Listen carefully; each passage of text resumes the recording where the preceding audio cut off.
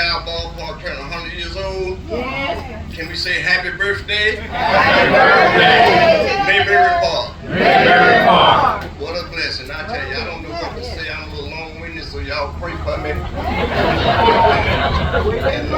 But this is, I've been having butterflies thinking about this. I got up at 6 o'clock this morning, couldn't go back to sleep. You know, just thinking about and envisioning this day. So many people. The mayor took a lot of my thunder. He told us about the property, 15 acres, I think it was $1,000 an acre that it cost. But the sport had extended all the way up to what Tabernacle Church is. And little by little, we lost it by different administrations. And we wound up with this 6 or 7 acres down here. But think about it. Middlebrook has come and gone. Yes. The stockade has come and gone. Yes. City sanitation came Yes. and gone. Yes. The dog pound that sit right next to me has come and gone. The Greenville Waterworks across the street has came and gone. Yes. The Greenville Concrete Company Come on. has come and gone. Yeah. The Mayberry Park.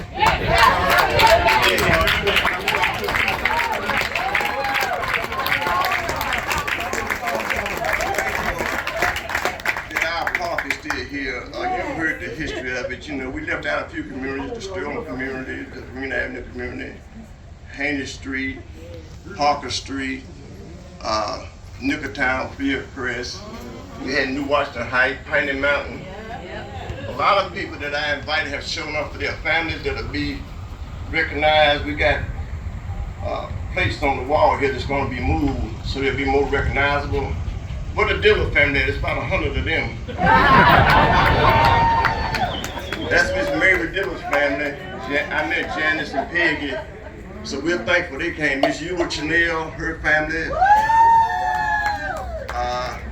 Miss Mary Brockman, her family. Members, some of them and friends came. We had Mr. Will Sullivan.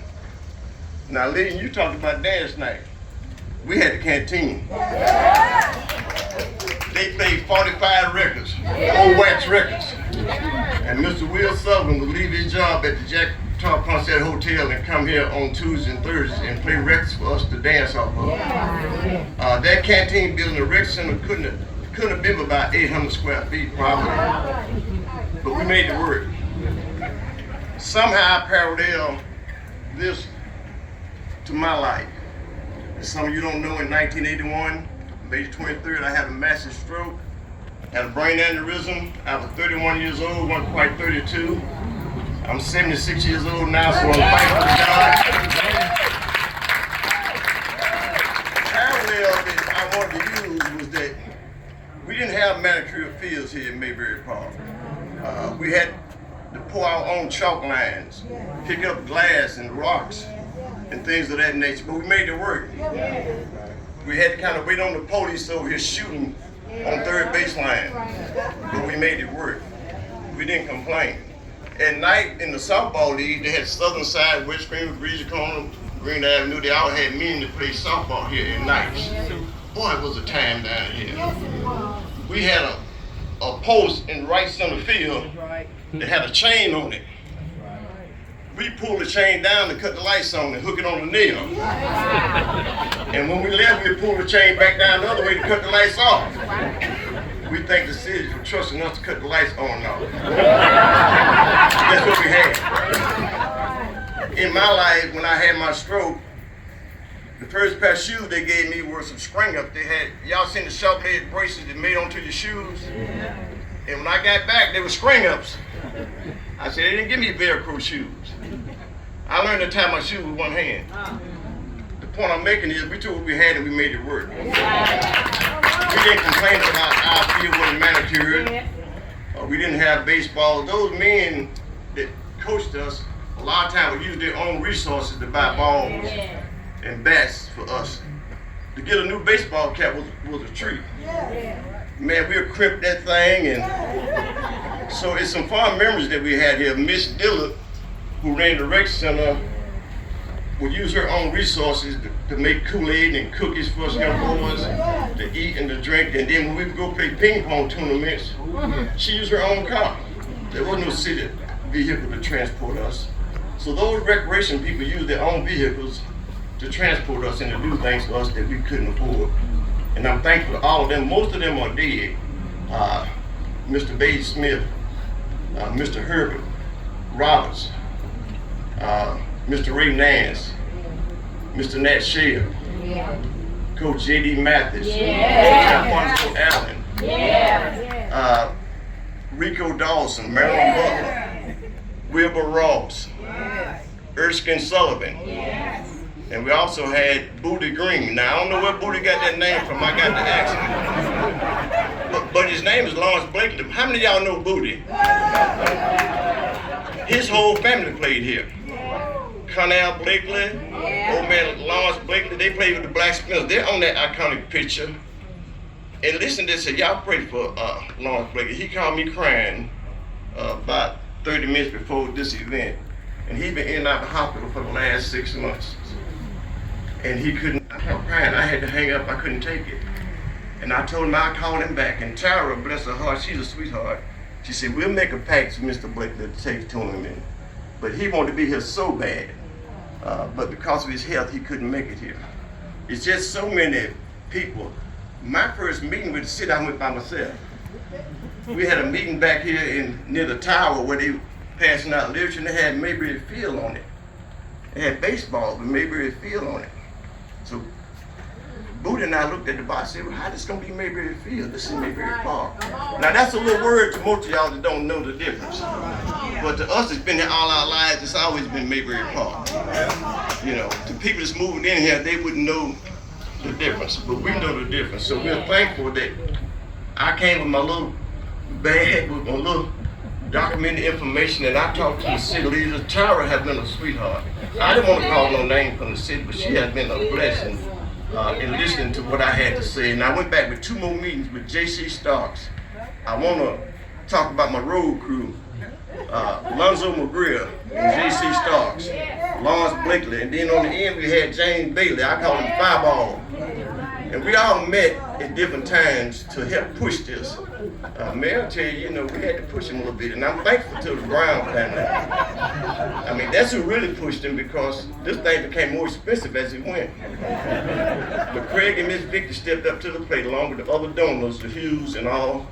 And so we're grateful and thankful. And so my prayer is that we can get all the kids on this field that want to play baseball and have the same opportunity to play. Red and yellow, black and white. Y'all remember the little song we used to sing? Jesus loved the little children, all the children of the world. Red and yellow, black and white. They are what? That's what my prayer is as we continue forward with Mayberry Park. And I'm just thankful. I'm overwhelmed. You got to understand, I started playing here in 1959. Some of y'all weren't born. But in 1959, I started playing Little League baseball on this field. And to see it now, it's just such a blessing. And I want the families of the rec leaders and all to know that Tyra and Will, they have been great.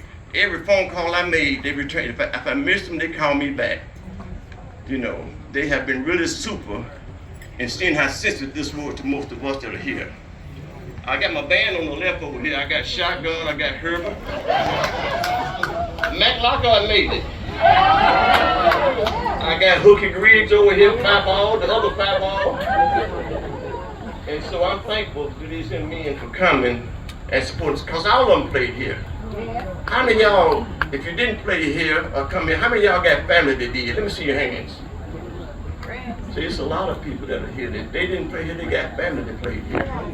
And so we're thankful that we have been considered. The city have been great in working with us. We'll take the next step forward and getting our kids on the field to play together. They're just children, you know. And if we don't set the example for them, you know, they'll stay separated.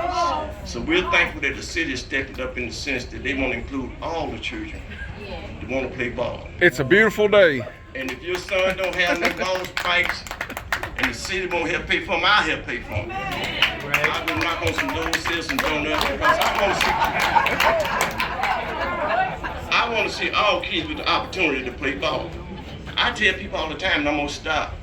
Baseball is a family game that brings everybody together. You ever been to a Greenville Drive game? Yes. Man, it's great.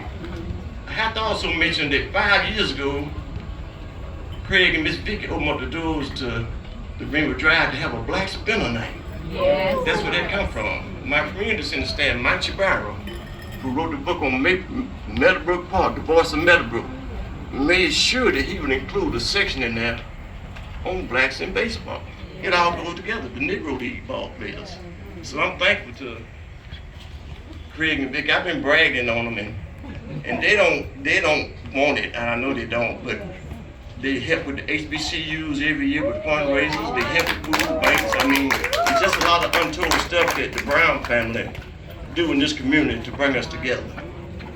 And we got the sign down there that says unity. The way to unite is to include everybody. Yeah. That's the real way to unite. Is let everybody have a seat at the table. Because whether you know it or not, we all got the same things in common. We all drive cars. We all eat. We all sleep. We all got children. We all got grandbabies. We all got jobs. We all got knee pain, back pain. I mean, we're just alike. The only thing that separates us probably is geographically where we live. But we all have the same ambitions in life. Yeah. To see Greenville we could be a model of this nation, actually. And I think we are. You know, if you look on websites and things, Greenville's way up there. Yeah. As far as places to go. So again, I want to thank all the families that have come, that have called me and I called them. I want them to be included, the recreation people and all. We're going to move the signs, Child will say, and put them in a more visible place. We temporarily got them over here on this wall. Y'all can look at them later on, take pictures behind them. But we're not going to forget those that have gone, that have blazed the trail for us to be here today. Again, I want y'all to know that everything I've done has been motivated because I love people. I love God and I love people. And I care about Greenville. This is my home. So let's just join together in a sense, get to know each other. Some of these here men and women that are city officials, talk to them. You know, call them, pull on them. You know, that's what I've done. You know, I'm not a city official, you know, I'm just a concerned citizen, you know, that love this community. So again, I want to thank the mayor, my team, what my classmate at, the Honorable Lillian Brock. Her brother and I played here together. Dennis, he's another five-ball. Dennis was a great pitcher.